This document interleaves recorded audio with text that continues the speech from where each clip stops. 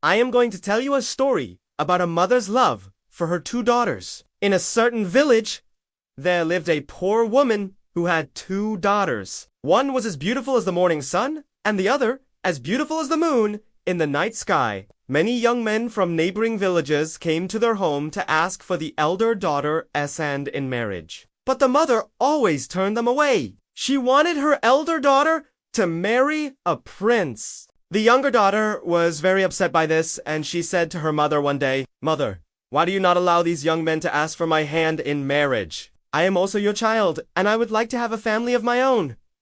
The mother replied, "My dear little girl, you are as beautiful as the moon in the night sky, and just as the moon is only visible at night, you will only get proposals when it is dark. You can have any young man you want, but let me find a good husband for your sister first." One day, a king was passing through the village and he stopped in front of the house because he wanted to buy some butter from the woman. The woman was very happy with this unexpected customer.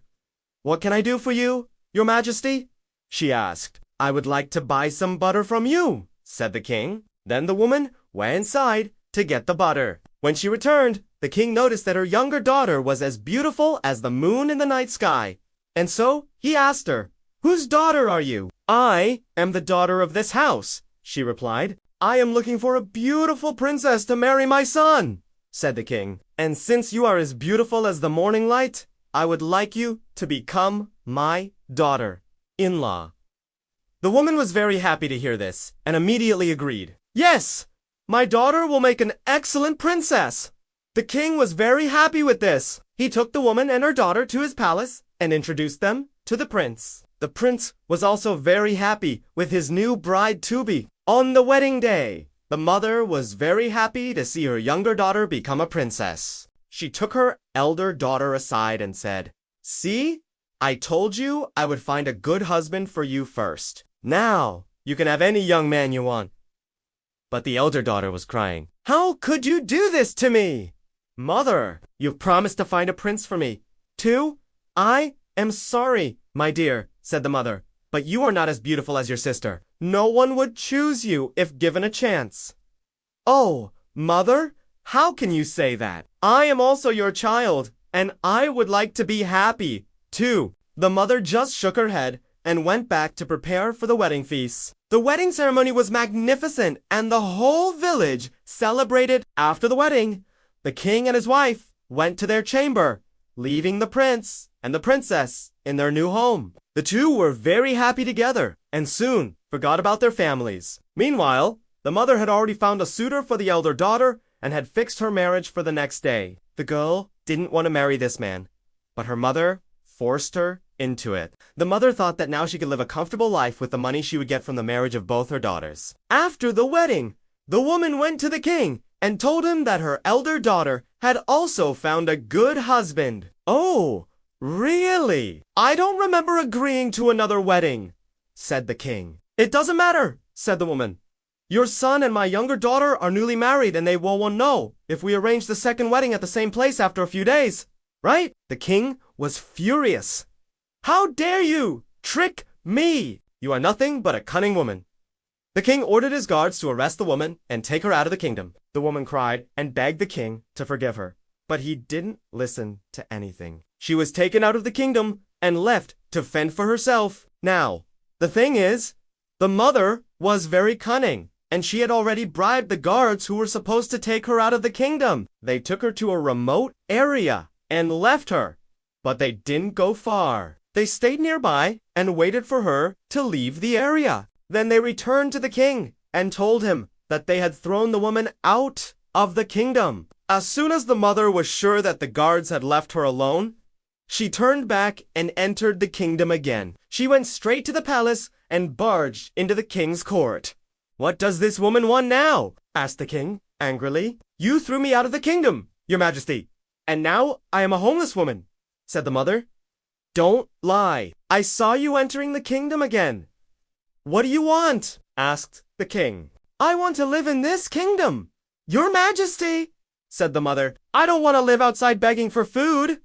The king was surprised to see such confidence in the woman. "You are right. I made a mistake by throwing you out of the kingdom. You may stay here, but only as a servant in the palace. The mother was very happy to hear this. She thanked the king and went to look for the prince and the princess. She knocked on their door, but no one answered. So she opened it and went inside. The prince and the princess were sleeping peacefully in each other's arms. The mother woke them up and said, "My daughter, I need your help." "What happened, mother?"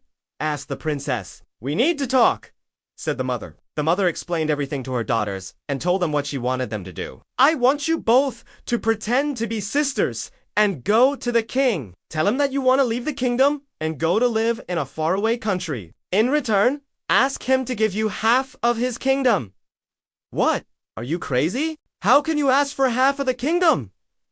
asked the prince. "If the king agrees, then you and I will be equal partners. And if he refuses, I will leave the kingdom and live happily in another kingdom with my sisters," said the princess. The prince couldn't understand anything, but he knew that his wife was clever. So he agreed to do as she said. The next day, the prince and the princess went to the king and told him that they wanted to go to a faraway country. The king was shocked. "Why do you want to leave me and this kingdom?" he asked. "We want to live in our motherland," said the princess. "But we also want to rule over half of this kingdom." The king was furious. "How can you ask for half of my kingdom? Don't you know that you are my queen, and I would give you anything you want?" The princess started crying. "We are sorry, your majesty, but we can't live without our mother. We want to go and live with her."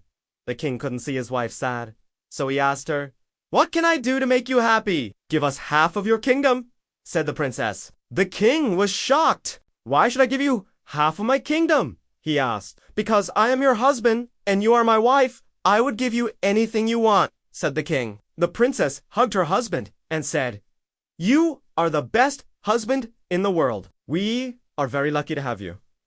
Then she went to her mother and said, "Mother, we have done as you said.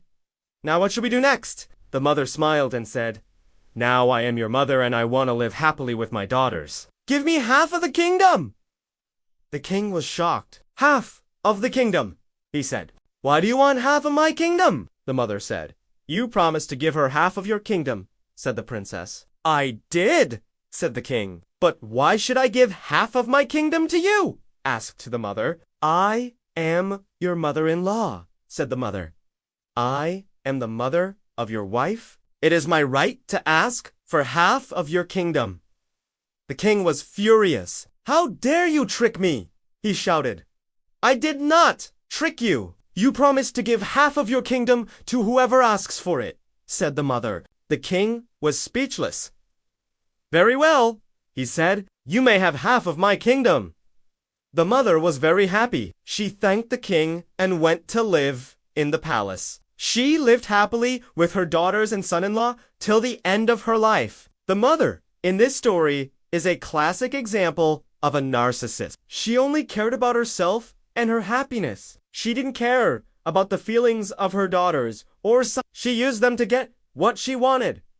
But what do you think? Was the king wrong to agree to give half of his kingdom to anyone who asked for it? Let me know in the comments below.